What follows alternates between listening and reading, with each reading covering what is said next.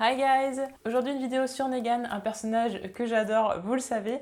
Aujourd'hui on va parler des possibilités que Negan puisse mourir, puisque beaucoup ont l'air de penser qu'il sera capturé. Mais en effet on peut se demander si Negan pourrait peut-être se faire tuer par quelqu'un qui lui en veut beaucoup, parce qu'il faut dire quand même que Negan a pas mal d'ennemis, et c'est vrai qu'on a de plus en plus d'éléments qui pourraient effectivement aller dans ce sens. Dans la Letterboxd, de l'issue 166, et comme je vous disais, c'est quand même super important de lire les Letterboxd parce que on y apprend quand même pas mal de choses, et là en l'occurrence on apprend une chose qui est quand même capitale, c'est que Negan devait mourir à l'issue 108. C'est-à-dire qu'on était en fait au courant que Negan ne devait pas être un personnage qui reste aussi longtemps. Au final, il est toujours en vie dans les comics. Et pourtant, à la base, Negan devait mourir dans l'issue 108. Qu'est-ce qui se passe dans cette issue?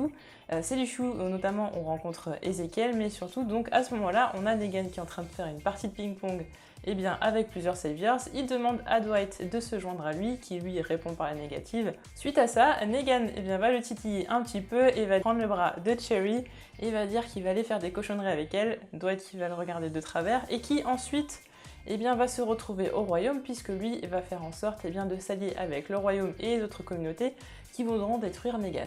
On peut donc en déduire que si Dwight n'était pas allé voir le royaume, il aurait très bien pu tuer Negan d'une façon ou d'une autre, peut-être même que personne ne l'aurait su sur le moment, et Dwight serait peut-être devenu le méchant que Negan aime, et c'est vrai qu'ils ont quand même un caractère très différent, donc je pense qu'au final, l'option de garder Negan le plus longtemps possible est dans tous les cas et de toutes les façons le meilleur choix que Kirkman pouvait faire. Autre possibilité, dans l'issue 107, on assiste à une bagarre entre Negan et Rick, tout simplement parce que Negan ramène Carl et Rick veut absolument le récupérer, donc il y a quand même une sacrée bagarre entre les deux. Peut-être qu'à ce moment-là, Rick aurait pu tuer Negan, mais c'est vrai que ça aurait mis fin quand même à une tyrannie assez rapidement. Il faut dire que comparé aux comics, il y a quand même une différence entre les morts. Dans les comics, Negan n'a tué que Glenn, puisque Abraham a été tué l'issue d'avant par Dwight. Donc là, on n'assiste qu'à un seul et même meurtre, celui de Glenn, mais qui est assez glauque pour que quand même on s'en souvienne assez longtemps et qu'on se souvienne surtout de Negan comme le psychopathe que l'on connaît maintenant. Il a également tué Spencer, ça se passe également dans la série de la même façon, voilà, enfin de la même façon, plutôt ils ont fait la même façon dans la série qu'elle a été faite dans les comics, donc encore une fois une mort très glauque. Et ensuite, on ne peut pas oublier la mort de Holly. Holly, donc la mort qui a été un peu reprise pour Sacha, mais de façon un petit peu différente. Holly qui était la compagne d'Abraham, juste après, quand Abraham a quitté Rosita, il s'est mis avec Holly. Holly qui a essayé de faire une attaque suicide contre Negan, qui malheureusement a échoué, qui s'est fait enfermer par Negan et qui au final est morte quand Negan amène Holly vers Alexandria. Celle-ci est déjà morte et est en fait un rôdeur, donc c'est complètement un leurre. Donc on ne peut pas oublier ces trois morts, ce sont trois morts qui sont extrêmement marquantes, mais il n'y en a que trois là où on en est par rapport à la série, parce qu'évidemment après il y a la guerre, mais là où on en est au moment de la série, pour l'instant dans les comics il n'y a eu que 3 morts de la part de Negan. Dans la série on peut quand même compter Glenn et Abraham dans un même seul épisode, Olivia totalement gratuitement, et Spencer qui lui reste l'adaptation de ce qui s'est passé dans le comics. Le Negan de la série est quand même un gros sociopathe et beaucoup plus que celui des comics.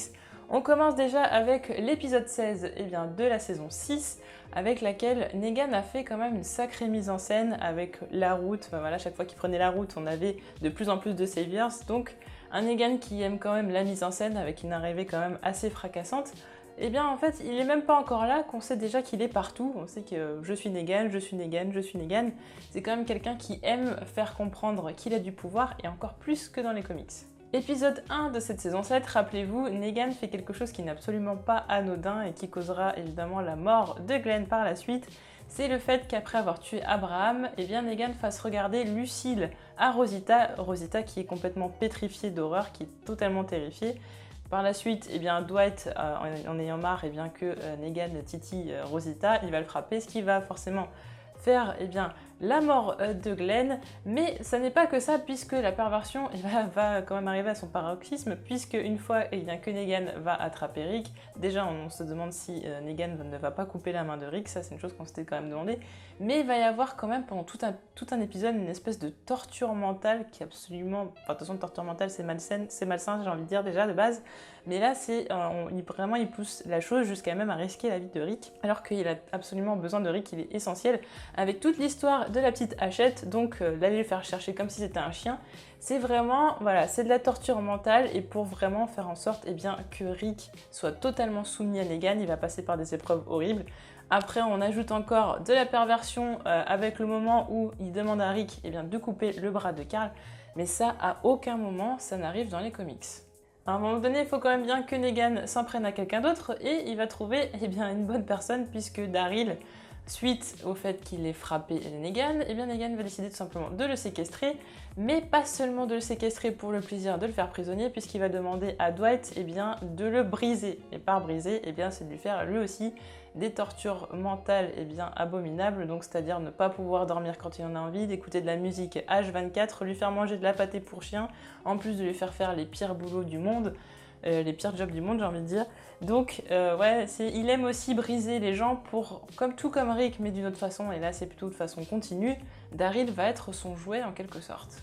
On peut parler de Daryl sur une courte période, mais on va aussi parler de Dwight, puisque Dwight, il a quand même à le supporter depuis un sacré moment. Surtout que il le taquine quand même vachement plus que dans les comics, hein. C'est-à-dire moi j'ai remarqué qu'il y avait beaucoup plus de scènes où Negan parlait de Cherry devant Dwight, plutôt que dans les comics. Et je pense tout simplement que c'est pour amener de façon un peu plus évidente le fait que Dwight va se retourner contre Negan, puisque peut-être que par rapport aux comics ça a été amené différemment, que dans les comics c'est peut-être un peu plus crédible et que dans la série un peu moins. Du coup ce qui fait qu'on a un Negan qui pousse le vice encore plus loin, quand même à dire qu'il va y faire des cochonneries avec sa femme et lui répéter quand même 50 000 fois. Sachant que de toute façon, il sait très bien que Cherry n'est absolument pas... Enfin, c'est pas qu'elle n'est pas consentante, c'est qu'elle n'a pas le choix. Donc, en plus de pousser la perversion vers Dwight en lui disant que voilà, je vais coucher avec ta femme et je vais lui faire plein de choses et en plus je te le dis devant toi et tout va bien, c'est qu'en plus, en fait, il dit ça forcément devant Cherry qui, elle aussi, va se sentir coupable devant Dwight. Donc, ça fait vraiment quelque chose de très très malsain, encore une fois. Moment absolument pas anodin, et pourtant on est quand même vachement passé à côté, c'est quand même le moment où Negan va tuer le docteur Carson, il va le pousser dans le feu. C'est quelque chose qui n'est absolument pas, qui n'est pas possible dans les comics tout simplement, qui n'est absolument pas envisageable. Negan, autant c'est vrai que Lucille, quand il tue les gens avec Lucille, c'est vrai que c'est pas forcément une mort super rapide. Alors là, brûler quelqu'un vif, là on est vraiment à un niveau d'horreur qui est au summum en fait. Là c'est une mort vraiment horrible. Et du coup, c'est pas ce que ferait Negan, parce que Negan c'est vraiment un personnage qui pense vraiment que ce qu'il fait c'est juste, etc. Et de là à brûler quelqu'un vif, même pour se faire respecter, c'est quand même loin, très très loin de ce qu'il fait d'habitude. Negan c'est également un grand manipulateur, c'est-à-dire qu'il va quand même se servir des uns et des autres pour retourner tout le monde les uns contre les autres. Alors je vais m'expliquer.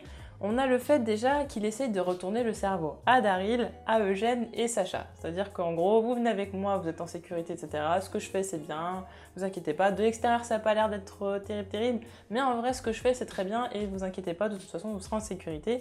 Mais si vous êtes en sécurité, va falloir s'allier avec moi contre le groupe de Rick, parce que le groupe de Rick, ce sont les méchants, etc. C'est juste que vous étiez avec eux et du coup, vous l'aviez pas bien compris. Mais maintenant que vous êtes avec moi, vous allez comprendre qu'au final, nous, on est les gentils, eux, ce sont les méchants. Au final, il n'y a pas grand monde qui est mort à l'absent, à part peut-être Eugène. Et là, je vous renvoie à la vidéo sur les 3 théories sur la saison 8. Donc, quand même, Negan, c'est un sacré manipulateur.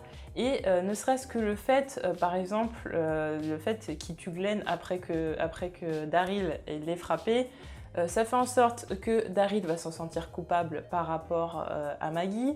On a également le fait que quand Rosita tire sur Lucille, il décide de kidnapper, de séquestrer, de kidnapper Eugène. Donc du coup, Rosita va se sentir également concernée. Et du coup, ce qui fait que les autres pourraient potentiellement en vouloir les uns aux autres. Bon, heureusement, c'est quand même une famille qui est quand même très très unie, donc ça n'arrive pas. Mais Negan, a tout simplement envie de faire en sorte d'être un peu le ver dans la pomme, de faire en sorte que tout le monde commence à se détester, que tout le monde commence à douter des uns envers les autres. Un épisode particulièrement glauque, c'est l'épisode quand même où Negan prend un peu la place de Rick, enfin même beaucoup l'espace dans l'épisode. Negan c'est Rick, il est Alexandria, c'est le chef d'Alexandria, il est dans sa maison, il est avec ses enfants, il mange en tant que père de famille, on a Olivia, on a Carl, on a Judith. Mais ça serait pas bizarre s'il n'y avait pas Lucille qui était à table, évidemment. Là, c'est la chose qui n'est pas censée être là, absolument pas. Et qui, encore le gros symbole que Negan est totalement un tyran et tue des gens. Mais sinon, on aurait l'impression que c'est une scène tout à fait normale, un repas de famille, tout simplement, ou peut-être que Carl ne s'entend pas trop avec son père, que sa femme non plus.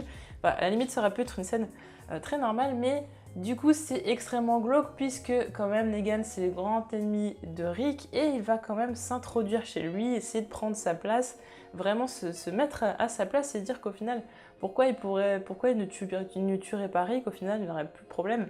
Bon, au final, on sait que c'est quand même pas si simple que ça, mais rien que le fait qu'ils disent qu'il puisse prendre sa place, c'est quand même spécial.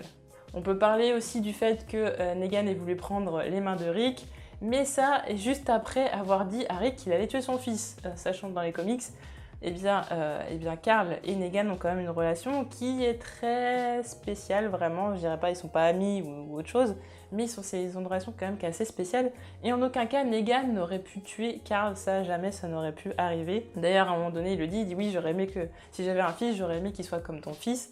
Alors du coup, on se pose la question de est-ce qu'il avait vraiment tué Carl, mais c'est vrai que là, vraiment, comme on le voit faire, on a l'impression que si Shiva n'était pas arrivé, de toute façon, il l'aurait tué.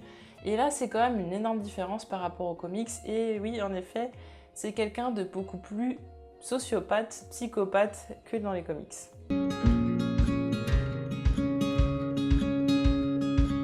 S'ajoute à cela le fait que Jeffrey Dean Morgan est un acteur qui coûte cher.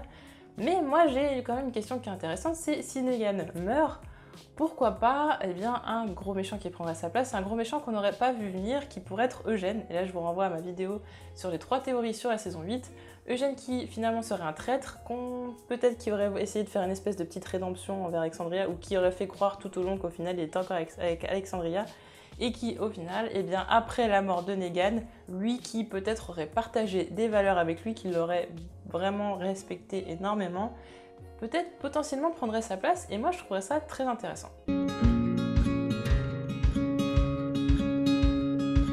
La question qui nous brûle les lèvres, c'est si Negan meurt, comment Negan meurt, et surtout de la main de qui? Alors, le premier candidat qui est le plus évident, c'est quand même Rick. Rick, il n'arrête pas de lui dire que de toute façon, peut-être pas aujourd'hui, peut-être pas demain, mais de toute façon, il finira par le tuer, qu'il n'y a rien qu'il puisse faire contre cela, et que de toute façon, ils sont déjà tous morts, donc comme ça, c'est réglé, on connaît déjà les intentions de Rick, ça c'est certain.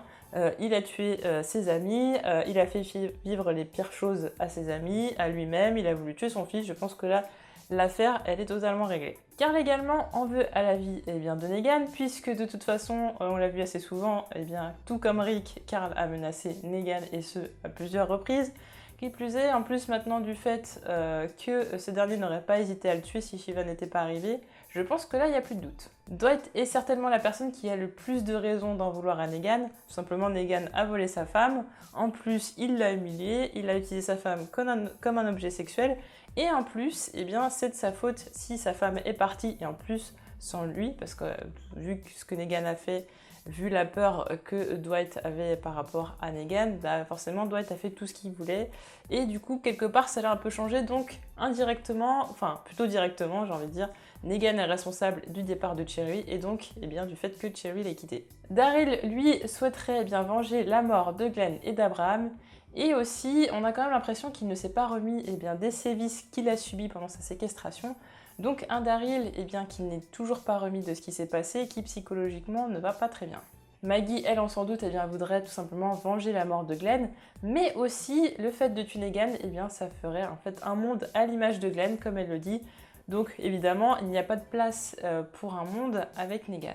Rosita, elle, souhaiterait venger la mort d'Abraham, Sasha et Spencer, le fait qu'on lui ait fait quand même une sacrée balafre sur la joue, et le lavage des cerveaux d'Eugène. Donc oui, de toute façon, elle ne le cache pas, elle a envie de tuer Negan, et je pense que cette envie ne passera pas de sitôt. Enfin, dernier candidat, Eugène est peut-être celui qu'on voit le moins venir, mais pourquoi pas, peut-être que, comme je vous le disais dans la vidéo 3 théories sur la saison 8, eh bien Eugène prépare son petit truc et qu'il a juste besoin d'un allié qui pourrait être Dwight, et qu'au final, eh bien Eugène, malgré tout ce qu'on pense, est toujours avec Alexandria, et ce serait peut-être eh bien, la personne qui amènerait la mort de Negan le plus subtilement. On peut se dire également que Negan ne va pas mourir puisqu'il y aura peut-être un épisode His Negan dans la saison 8. L'épisode His Negan, c'est tout simplement un flashback sur la vie de Negan avant l'apocalypse. Scott Gimple, le showrunner de la série, a dit qu'en effet c'était envisageable mais que pour l'instant rien n'était sûr, donc si un épisode comme ça eh bien, pouvait arriver, on pourrait quand même parier sur le fait que ça arriverait au moment où Negan serait capturé ou du moins juste après. On va pas se mentir quand même, on s'attend vachement à la mort de Negan parce que tous les personnages n'arrêtent pas de dire qu'ils veulent le tuer. Donc pour moi ça paraît un peu trop logique dans le sens où plus on va en parler et plus justement l'issue est prévisible. Donc la logique voudrait, dans un scénario qui est normalement bien constitué, que l'on ne s'attende pas à ce qui va se passer et justement la mort de Negan qui n'arriverait pas malgré toutes les choses qui ont été dites pendant la saison 7, ça serait quand même quelque chose d'assez intéressant. Ce qui m'intéresse également, c'est que parfois Negan a l'air d'être une personne comme les autres. Et oui, par moments comme ça, on voit que c'est quelqu'un de tout à fait normal.